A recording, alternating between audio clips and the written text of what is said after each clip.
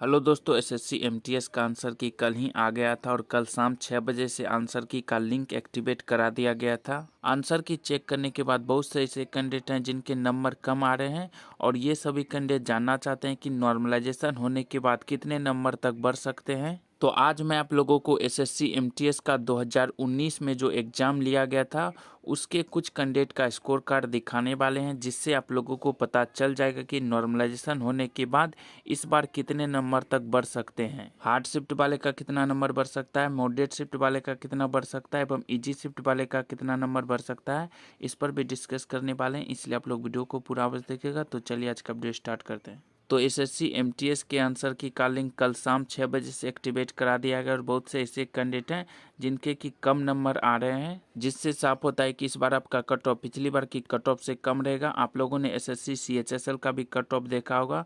CHSL का भी cut off पिछली बार की कट ऑफ से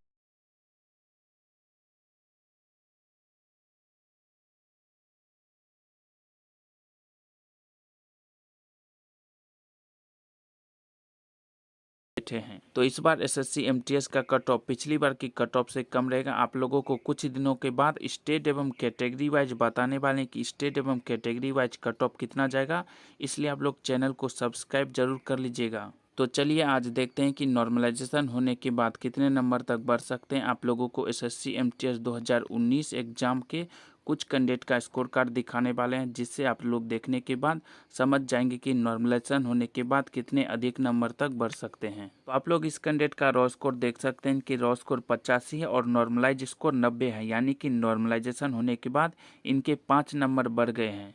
एक और कैंडिडेट का आप लोग रॉ स्कोर देख सकते हैं, इनके रॉ स्कोर 65 है और नॉर्मलाइज स्कोर 75 है, यानी कि नॉर्मलाइजेशन होने के बाद इनके 10 नंबर तक बढ़ गए हैं। इस कैंडिडेट का आप लोग रॉ स्कोर देख सकते हैं, इनके रॉ स्कोर 67 है और नॉर्मलाइज स्कोर 75 है, यानी कि नॉर्मलाइजेशन होने के बाद इनके 8 नंबर बढ़ गए हैं। एक और कैंडिडेट का आप लोग रॉ स्कोर देख सकते हैं, इनके रॉ स्कोर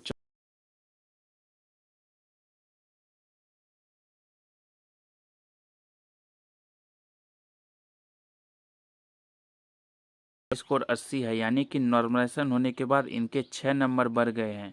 एक और कैंडिडेट का आप लोग देख सकते हैं कि रॉ स्कोर 64 है और नॉर्मलाइज स्कोर 84 है, यानी कि नॉर्मलाइजेशन होने के बाद इनके 20 नंबर तक बढ़ गए हैं।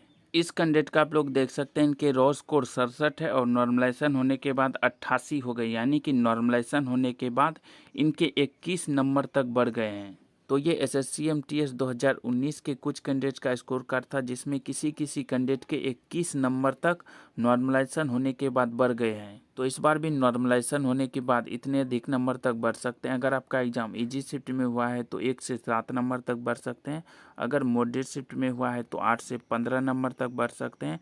अगर हार्ड शिफ्ट में हुआ है तो 16 से 23 नंबर तक बढ़ सकते हैं।